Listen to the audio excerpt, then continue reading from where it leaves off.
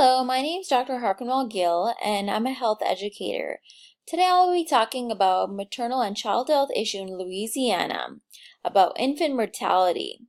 I would like to thank the Louisiana Borough of Health Director for giving me this opportunity to present my proposal to you about infant mortality. So, my role as a health educator in addressing this issue is try to make a change. I want to bring down the rate of preterm delivery and infant mortality.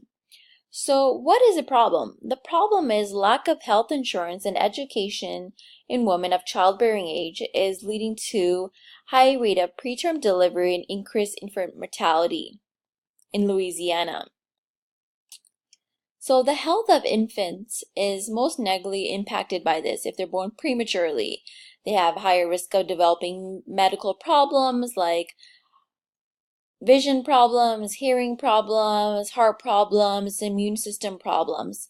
In fact, preterm birth is the #1 cause of infant mortality. The state of Louisiana is heavily impacted by this. It ranks second in the United States for preterm births, which is huge. The population of Louisiana is 4.68 million, of which 51% of the population is females. The amount of people in poverty in Louisiana is about 20%, and the people without health insurance under 65 is 11.9%. People in these categories are more negatively impacted by this.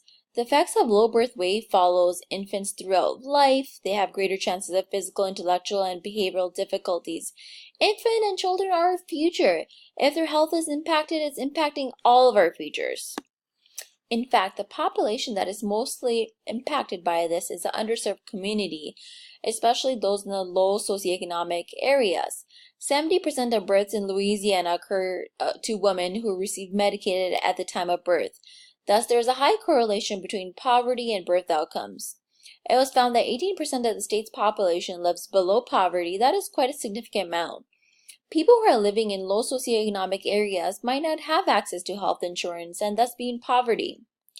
The small towns in Louisiana, the parishes are the areas that have the higher rate of infant mortality, especially East Baton Rouge, Orleans, Caddo.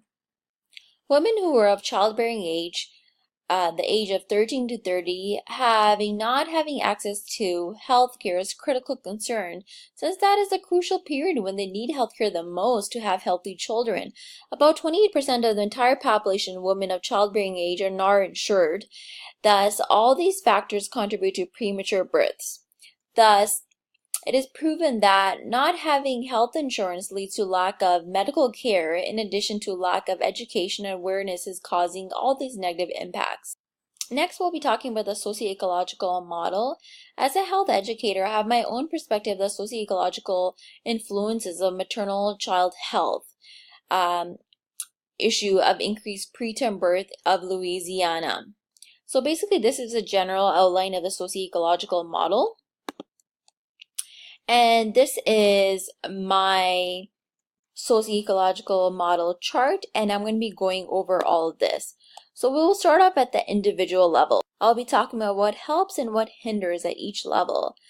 For instance, when we address the individual level, it is important to assess mothers' knowledge regarding maternal education and health practices. Do they know what to do when they're pregnant? Because some of the times they don't know what to do when they're pregnant. Women who are young, like teenagers, less educated, single, from low socioeconomic status, may not know what to do when they're pregnant. On top of that, they might not have health insurance to access prenatal care during pregnancy, which is a risk factor for infant mortality. Thus, it's important to assess a woman's knowledge and go from there. When assessing interpersonal level, there's a lot to consider as well. Nothing helps more than the support of one's family during a pregnancy, especially that of a mother or a grandmother or an aunt. They have been in those shoes before, so they know what to do. So if one has that support, it really helps guide them to do all the right things to make sure they have successful pregnancy. In addition to that, support of a man, may be boyfriend, fiance, or husband, for emotional support and love to help one during the pregnancy is important as well. If one doesn't have strong support system during pregnancy, it makes it difficult for the pregnant woman. It creates a more stressful environment for the pregnant woman. Thus, there's higher chances of depression during and after pregnancy if they do not have family support.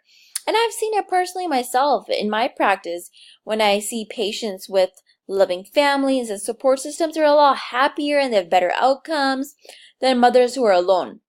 Infants born to unmarried mothers have higher infant mortality rate compared to married mothers.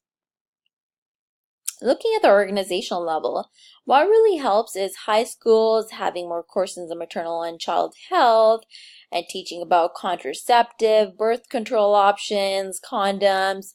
It's really important for them to be educated. What hinders is individuals, workplace not giving medical insurance to employees. I see that a lot. A lot of people work for big companies and they still don't get health insurance. In addition to that, geographic distance to care. For instance, some people live far away from the hospital or their primary care physician's office, and they don't have the resources to get to their healthcare providers because they might not have resources in their own community, which makes it hard for one to have access to medical care. Now, looking at the community level, which is important as well, what really helps is having local programs in the community to help mothers and their children can play a big role. However, lack of transportation is a big issue because even though they might have health care, they might not have transportation to reach to their appointments. In addition, childcare problems can prohibit mothers to attend their appointments as well. Looking at the policy level, what helps is having funding for family planning programs in each state. One thing I've noticed regarding policy level that hinders is abstinence-only programs. It doesn't allow individuals to learn about contraceptives, especially those individuals from lower socioeconomic status, which leads to less access to contraceptive, thus more unattended pregnancies, and not adequate prenatal care results in preterm births. That's all the different aspects of the socio-ecological model help to bring forward the influences on MCH health issue of increased preterm birth rate in Louisiana. The proposed interventions that we have are the following. Pregnancy and smoking programs is very important. Pregnant women should not smoke, and it's really hard for sometimes people to quit. So that's why it's important to have a smoking program for pregnant women to help them stop smoking. In addition to that, school and community programs in which they talk about contraceptive, safe sex, all that will help decrease teenage pregnancy and decrease the infant mortality rate. In addition to that, we'll be interviewing women from communities in Louisiana and try to figure out why they did not receive health care.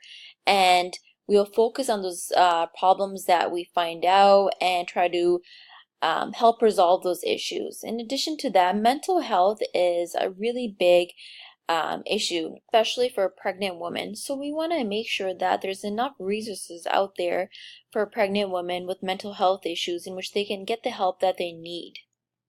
How we will evaluate all these interventions is that we'll have a standardized questionnaire system that will include surveys and interviews, and we'll be going over them in this fashion.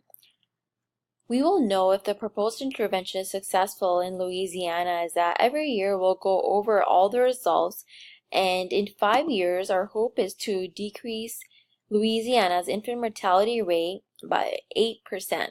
Some possible barriers is that the federal and state government not being able to give our grants.